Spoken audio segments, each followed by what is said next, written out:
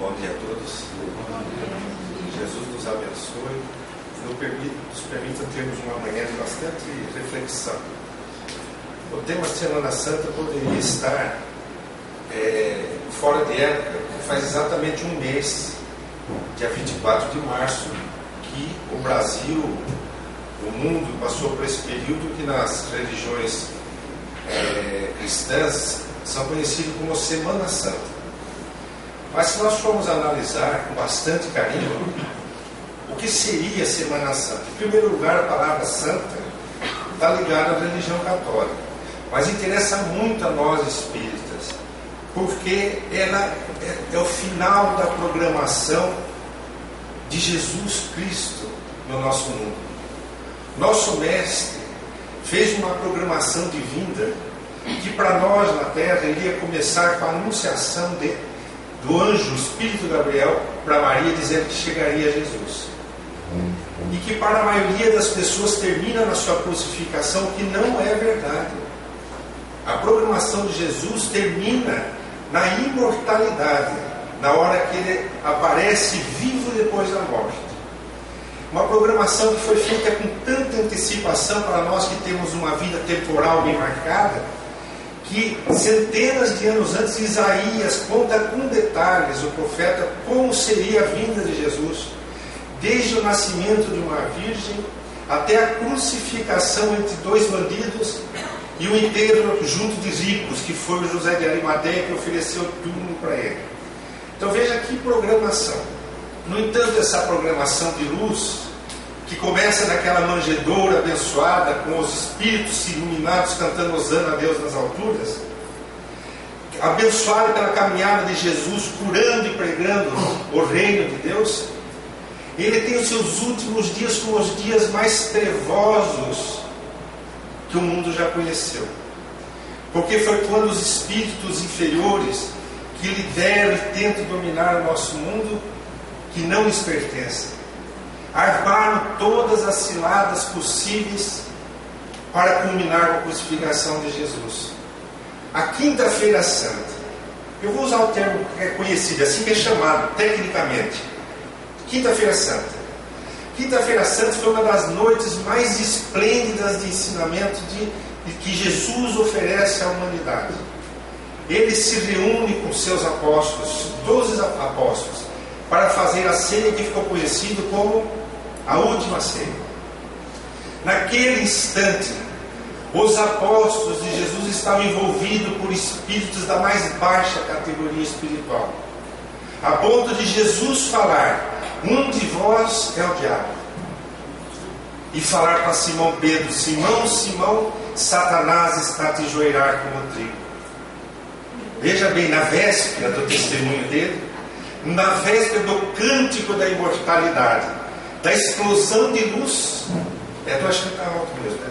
Na véspera da explosão de luz que viria com a presença de Jesus depois da crucificação, quando as trevas pensariam ou pensavam que teriam vencido, Jesus apresenta o cântico da imortalidade à terra, que foi exatamente a missão que ele veio trazer. Então, quando as trevas pensavam vencer, ali naquela reunião, se vocês pegarem os evangelhos, principalmente João e Lucas, vocês vão ouvir Jesus falar coisas que jamais deveríamos esquecer. Por exemplo, o príncipe deste mundo já está julgado. Ele está falando desses líderes das trevas, desses espíritos que tentam dominar o mundo, achando que vão conseguir vencer as programações iluminativas do coração meigo, manso e puro de Jesus. O príncipe deste mundo já está julgado. Um dentre vós me trairá. Os apóstolos ficam confusos, ficam se perguntando: mas quem de nós? Aí sempre cutucam João, que era o mais jovem, pergunta a promessa de quem que ele está falando. E João se aproxima, diz o próprio João, no seu evangelho, que ele deita a cabeça em direção ao peito de Jesus, de uma maneira mansa, meiga, como um filho, e fala: mestre, quem de nós que te trairá? E Jesus fala: aquele a quem eu der o pão molhado, esse será o traidor. Então Jesus está se preparando para aquela madrugada. que seria o seu testemunho. Mas não veio ele para isso. Ele veio para apresentar a vida depois da vida. Então ali naquele momento, Judas se aproxima, ele molha o pão e dá a Judas. E fala para Judas: vai, faz logo o que você tem que fazer. Que Judas sai apressado. Os apóstolos, está escrito no Evangelho de João, eles não entendem o que está acontecendo. Eles pensam que Jesus pediu para Judas comprar alguma coisa. E Judas estava dizendo para o Espírito, Jesus estava dizendo para o Espírito que envolvia Judas para ele continuar aquele programa nefasto da traição. Então Jesus está se preparando, não para dar o testemunho da crucificação, dar a vida a Deus, mas para apresentar o cântico da vida depois da vida, que seria uma explosão de luz para a terra. Então, quando as trevas pensavam que elas estavam vencendo, Jesus estava concluindo aquilo para que ele veio fazer. E ele precisava que fosse assim. Se não fosse daquela maneira, como estava nas Escrituras, não teria o valor, o significado da aparição dele depois da morte do corpo físico, como teve. Então Jesus ali naquele momento, ele dá outros ensinamentos. Ele escuta os apóstolos discutindo: se Jesus partir, quem que vai ficar como líder? E há uma dissensão entre eles. Está registrado no Evangelho. Eles começam a discutir qual que é o melhor para ficar cuidando dos apóstolos, do apostolado deles. E Jesus percebe que eles não estão entendendo nada da mensagem que ele deixou. Então Jesus fala ali, naquela hora: sabe, eu vim de meu Pai, vosso Pai, e vim para servir. No reino do meu Pai, o maior é aquele que mais serve. Olha, gente, não é aquele que veio para ser servido. Aí Jesus tira aquela túnica que ele veste, pega uma toalha e cinge sua cintura à moda escrava, à moda serviçal, e abaixa-se de joelhos e começa a lavar os pés dos apóstolos, para dizer para eles o que é ser maior no reino espiritual. E ele fala ali naquela hora: na casa do meu Pai há muitas moradas, não fosse assim eu vos teria dito. Olha quanto ensinamento Jesus está falando da vida depois da vida, sabendo que naquela madrugada ele seria preso e torturado, naquele próximo dia julgado, que seria sexta-feira, chamada de Sexta-feira Santa, ou como chamam nas igrejas, Sexta-feira da Paixão de Cristo, que é quando ele entrega-se a esse testemunho de amor, que ele diz que ninguém tira a minha vida, eu dou a minha vida por amor ao meu Pai. Então Jesus não está perdendo nada. Então ali, depois que ele faz esse gesto de humildade, dizendo para os apóstolos que quem quiser ser o maior tem que ser o mais humilde, ele diz para eles, porque os apóstolos estão assustados, eles não sabem o que está acontecendo. E Jesus diz para eles: não turbe vosso coração, não temam, lembrem-se, eu venci o mundo. Jesus está dizendo: vencer o mundo. Mas ele vai ser crucificado, gente.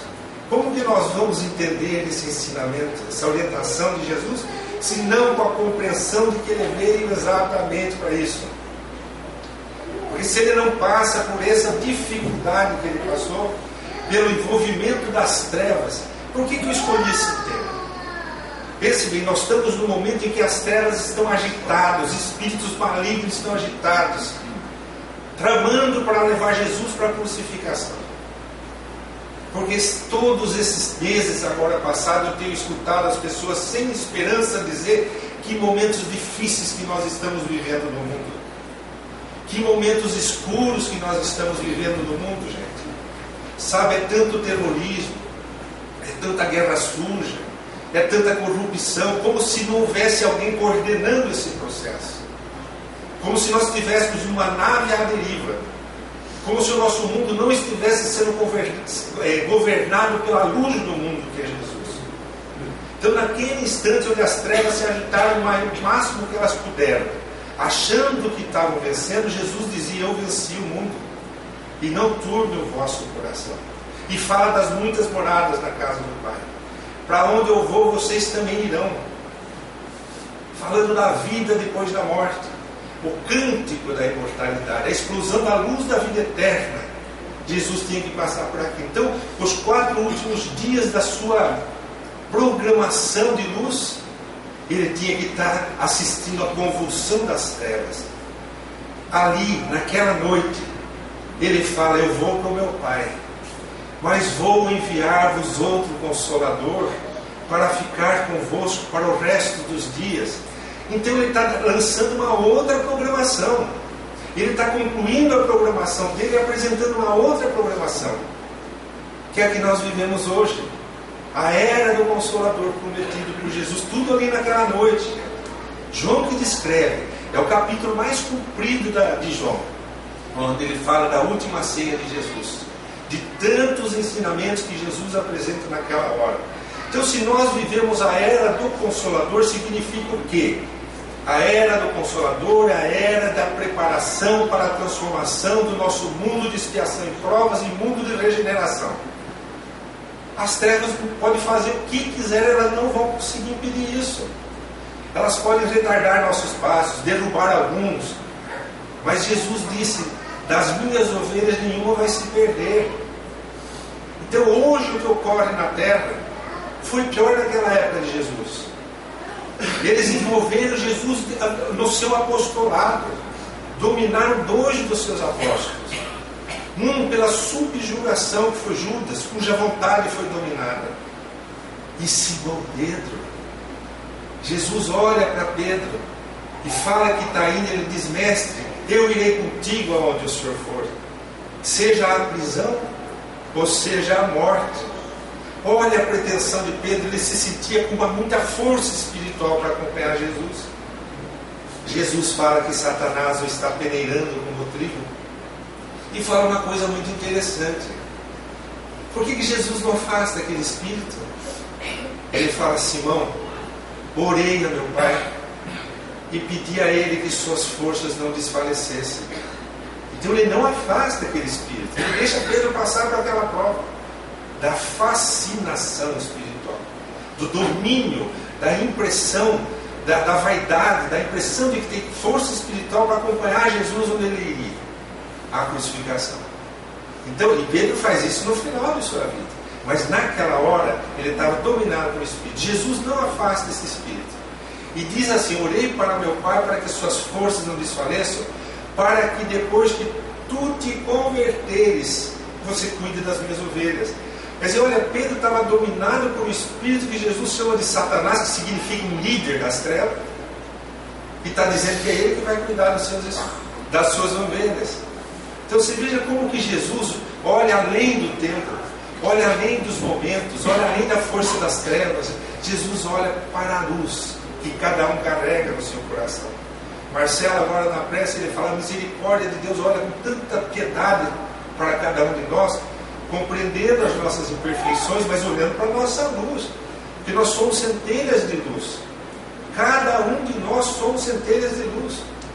Mesmo Judas, naquele equívoco, Jesus desencarna e vai buscar Judas, vai visitar Judas no umbral das trevas para onde ele foi arrastado, porque ele se suicida. Ele não suporta perceber que entregar Jesus foi levado à crucificação. Então aqueles momentos são momentos de aparente escuridão, mas era a véspera da explosão de luz para a qual Jesus veio à terra. Aí passa todo aquele tormento. Pedro nega Jesus 3 vezes, conforme Jesus diz ali para ele: Pedro, ainda esta noite você vai me negar 3 vezes antes que o galo cante. Pedro, quando se percebe negando a 3ª vez, escuta o galo cantando, o que acontece? Acontece o resultado da tática da fascinação de um espírito inferior. O que os espíritos inferiores querem? Eles querem dominar. Se eles não conseguem dominar, eles querem ludibriar. Se eles não conseguem ludibriar, eles vão criar alguma tática. Com Pedro, o que eles fizeram? Convenceram Pedro de que ele era superior, para na hora H eles se afastarem, e Pedro, no medo de ver Jesus sendo preso, dizer que não conhecia Jesus. E imediatamente, se envergonhando, relata o Evangelho que as portas de grade de ferro, Jesus está amarrado lá dentro. Pedro está aqui olhando para Jesus, e Jesus olhando para Pedro quando Pedro está negando Jesus. Então Pedro está vendo Jesus sendo açoitado, sendo aprisionado. Então quando ele cai em si naquela hora, a vergonha que veio, essa técnica dos espíritos inferiores, faz com que neutralize aquela força moral que ele tinha, ou que achava que tinha, mas que tem segundo Jesus. Mas só que ele estava sendo exaltado pela sua falsa impressão, pela vaidade de que tinha mais do que ele achava. Então o que nós estamos assistindo? As trevas envolvendo os apóstolos de Jesus. Jesus assistindo e investindo em cada um daqueles indivíduos que ali estavam. Assiste Pedro passar pela prova dessa fascinação. E o que Jesus fala para Pedro? Que orou para Deus e disse o quê? Para que suas forças não desfalecessem. E que depois que ele se convertesse, era ele que ia cuidar do rebanho. Então olha o que está acontecendo ali. Jesus está confiando a Pedro uma missão que naquele momento ele não se acha mais digno de realizar. Pedro volta a ser pescador. Então aí acontece o sábado. O sábado é chamado nas religiões de sábado de aleluia. Você sabe o que aconteceu no sábado? Sábado é o dia de Jesus na sepultura. Não aconteceu absolutamente nada, porque de sábado não podia se fazer nada. Segundo os preceitos hebraicos, judaicos, sábado é dia que se não faz nada. Pelas leis não pode fazer nada. Então nem os hebreus podiam ficar lá na tumba de Jesus cuidando do corpo deles. Só o Império Romano que mandou soldados para ficar cuidando. As mulheres que seguiam Jesus, Maria Madalena, Maria mãe de Tiago, Maria mãe de Jesus, Joana de Cusa, elas estavam com os ungüentos, com os bálsamos, os aromas para preparar o corpo de Jesus. Não podiam ir lá, porque era sábado. Então sábado é o dia de Jesus na sepultura e os apóstolos assustados porque Jesus foi crucificado. Porque eu não vou analisar aqui aqueles momentos do castigo, da surra, embora os grandes testemunhos de Jesus, quando ele carrega a cruz, ele olha para as mulheres e fala: não chorem por mim, chorem por vocês mesmos. Daí na cruz, ele está pregado na cruz, ele está convidando os dois bandidos para ir com ele para o paraíso. Se vocês quiserem, vocês ainda hoje poderão estar comigo no paraíso. Então ele tem muito ensinamento. Mas aí começa a madrugada do domingo, que era o domingo de Páscoa, uma festa antiga dos judeus. Não tinha nada a ver com Jesus. Jesus foi crucificado na véspera da Páscoa, antivéspera da Páscoa. Então, quando chega o domingo de Páscoa, ainda é madrugada, é escuro. Maria Madalena, Joana de Cusa, Maria mãe de Tiago, elas vão correndo para ver e a tumba de Jesus para passar os aromas no corpo, como é costume dos judeus nos enterros. E quando elas chegam lá, não tinha soldado, não tinha porta na tumba, estava tudo aberto, só os lençóis estavam lá. Mas é madrugada, elas não estão vendo com clareza. Mas a Maria Madalena percebe que tem dois varões, dois espíritos iluminados, um no lado de uma ponta, outro na outra ponta daquela câmara mortuária. E ela começa a chorar. Cadê meu mestre? E eles perguntam: por que choras? Aquele que estava aqui não morreu. Nisso ela ouve a voz de Jesus: mulher, por que choras? E ela olha naquela penumbra de um amanhecer que ainda não clareou e reconhece a voz de Jesus: Rabone! E vai até Jesus. Ela: não me toque, eu ainda não fui a meu pai, mas vai e avisa aos nossos amigos que eu logo estarei com eles. Então foi a primeira aparição. Então começa o cântico da vida depois da vida, para que Jesus veio. Jesus veio para muitas coisas, para ensinar o bem, ensinar a humildade, as virtudes dos espíritos que querem evoluir, né? O perdão. Ele entrou falando em perdão e saiu na cruz falando em perdão. Pai, perdoai, eles não sabem o que fazem. Jesus fez, o que mais Jesus fez foi perdoar. Vai curar um paralítico, ele não fala levanta-te e anda, ele fala: teus pecados estão perdoados. Encontra com uma mulher adulta que joga diante dele: vai, eu não te condeno, mas não tornes a pecar. Então era o perdão e dizendo para nós: sejam misericordiosos, para que Deus seja para convosco misericordioso. Então esse foi o cântico daqueles últimos dias. Essa foi o encerramento de uma missão de luz, que se começou com luz, tinha que terminar com luz. Então por que marca tanto para nós as trevas? A ação das trevas naquela hora, como se elas tivessem vencido, se Jesus disse que ele venceu o mundo. Então aí ele começa a aparecer, aparece na estrada para Emaús, para dois discípulos, que não são os apóstolos, são discípulos. Um chamado Cleopas e o outro não tem o nome registrado. Perguntando por que eles estão confusos. Ah, você não é daqui, era madrugada, eles não estão enxergando direito Jesus. Você não é daqui, você não sabe que o nosso mestre foi crucificado. E ele começa a falar, mas não estava escrito que era para ser assim? Aí ele começa a citar as escrituras. E eles vão sentindo o coração deles sendo vivificados, como diz o Evangelho, fortalecidos, até que chegam, perdão, esse não era madrugada, isso era no entardecer já, né? Até que eles chegam em Emaús e Jesus é convidado para jantar com eles, daí que eles reconhecem Jesus e Jesus desaparece. Aí eles voltam correndo para Jerusalém. Então Jesus aparece com os apóstolos, aparece lá naquela casa onde os apóstolos estão assustados, escondidos, mostra as chagas para Tomé. Então ele vai mostrando para que ele veio. Então ele ensina para nós, durante toda a sua vida, que todos nós somos filhos de Deus, temos o poder de curar, desde que tenhamos virtudes e fé o suficiente para isso, que nós temos o dever de perdoar.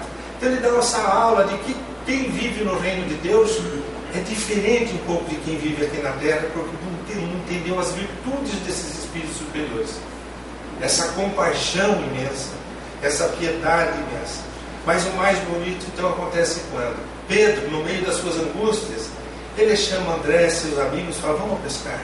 Pescar para eles não é pescaria para nós, né? Para sair do estresse. Pescar é trabalhar, é a profissão deles, eles são pescadores. E eles entram na embarcação e vão pescar. Passam a noite e não pegam nada. E aí relata-se que ainda é madrugada, quando eles estão chegando na beira da praia, e eles percebem lá na praia que há um homem. E esse homem de lá pergunta para eles, convida-os, né? Venham aqui comer o peixe comigo.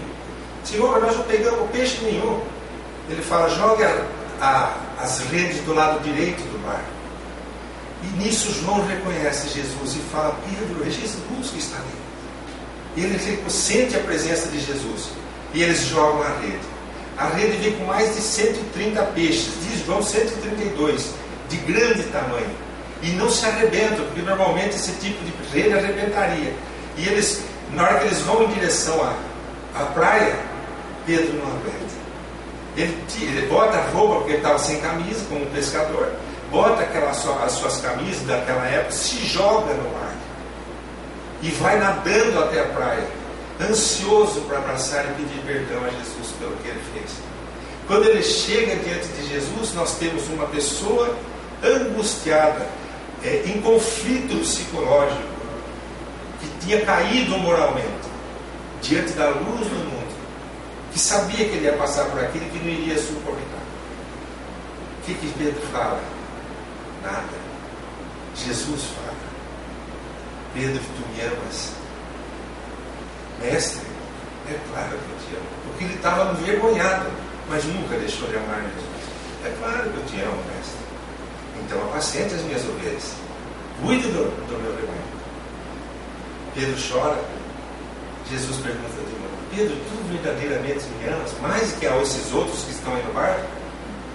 Mestre, tu sabes que eu amo mais que todos. Então cuide das minhas ovelhas. Lembra que ele falou, depois que tu te converteres, ali que ele está fazendo a conversão. Eu vejo o que Jesus fez. Aí ele pergunta a terceira vez. Pedro negou 3 vezes. Jesus pergunta 3 vezes se ele ama ou ama. Você me ama realmente? Mestre, claro que eu te amo. Então, cuida do meu rebanho. E Pedro vai cuidar do rebanho de Jesus, por amor que tinha Jesus, e foi um dos seus principais apóstolos aqui na terra, que viria a ser fortalecido depois quando Paulo é convertido. Então, o que é a Semana Santa? Um ritual católico? Não. A maior expressão do término de uma programação que começa com luz e termina com luz.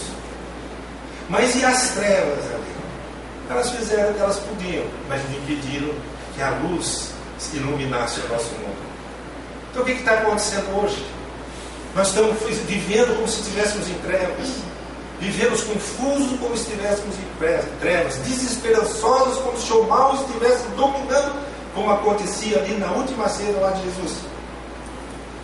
Se Jesus estivesse aqui, o que ele nos diria?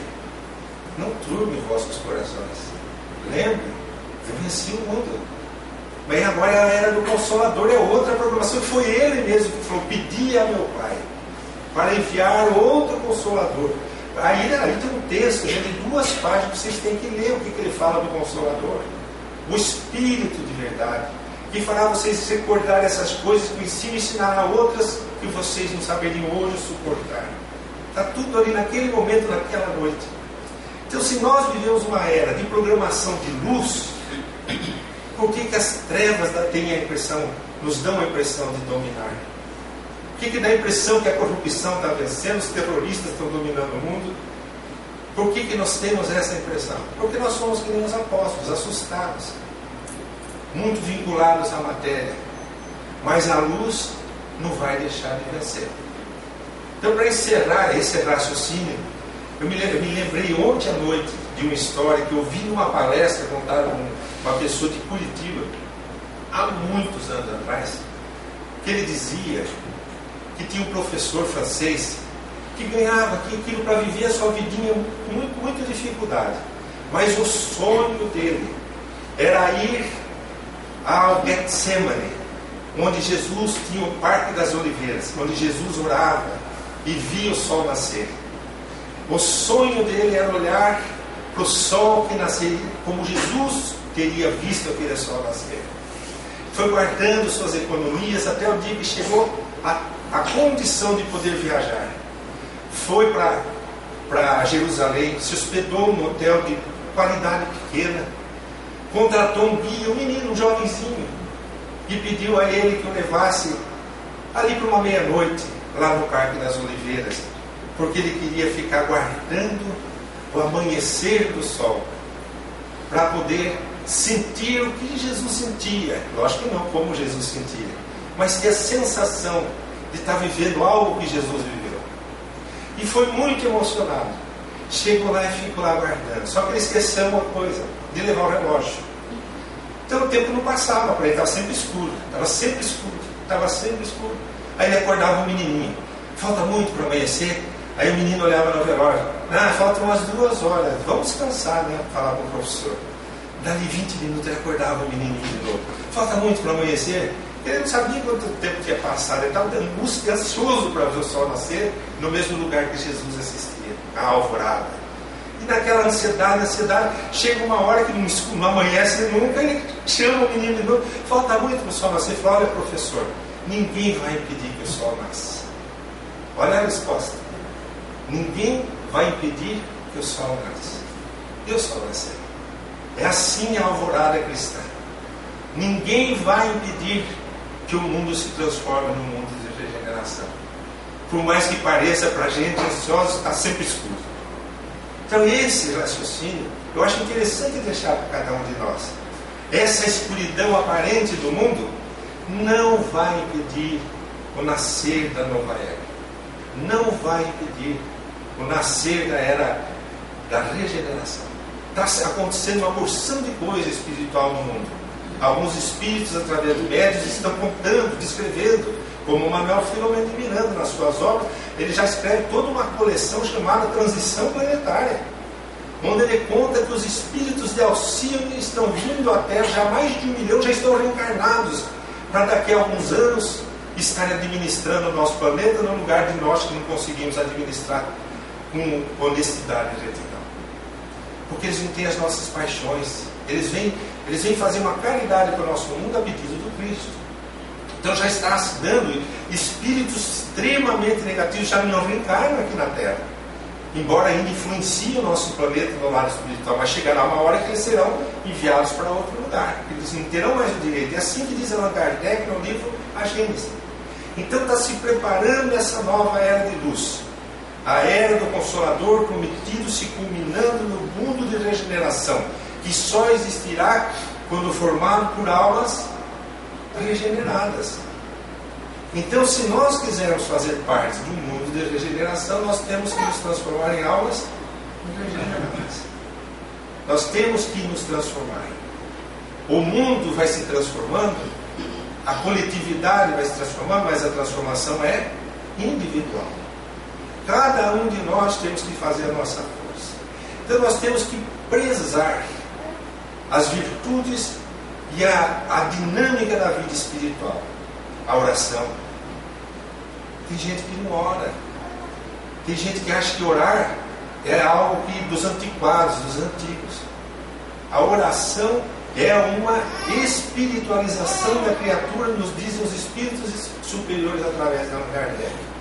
A caridade, o exercício do bem ao próximo, sem gratificação, sem retorno, só doando, sem receber nada em troca. A caridade familiar, onde a gente tem que ser bom para os que estão da nossa casa, mesmo que eles ainda nos deem muita dor de cabeça, nos deem muito sofrimento, nos causem muito sofrimento. Nós temos que, como disse Jesus, servir. Então nós temos que exercitar as virtudes dentro do nosso lar, dentro do nosso trabalho, onde quer que estejamos. Mesmo que estejamos com a razão, nós temos que ser cristãos e não podemos reagir como seres, como animais atormentados dando coisas. No trabalho, na casa, nas religiões, porque hoje a tática dos espíritos inferiores é dentro das casas espíritas. Eles querem desarticular o bem. E eles vão procurar, como fizeram com Pedro e como fizeram com Jesus, procurar os nossos defeitos morais para poder desarticular uma instituição. Ou mesmo um ambiente de trabalho, onde gente que está ligada a uma instituição de trabalho, eles vão lá desarticular no nosso trabalho para a gente perder a paz aqui dentro. Então eles não vão parar de tentar. Mas, como diz aquele jovenzinho, o sol vai nascer. Ninguém pode impedir o nascer do sol. Ninguém vai poder impedir o nascer dessa nova era, que é a programação do próprio Cristo que fez a Deus, nosso Pai.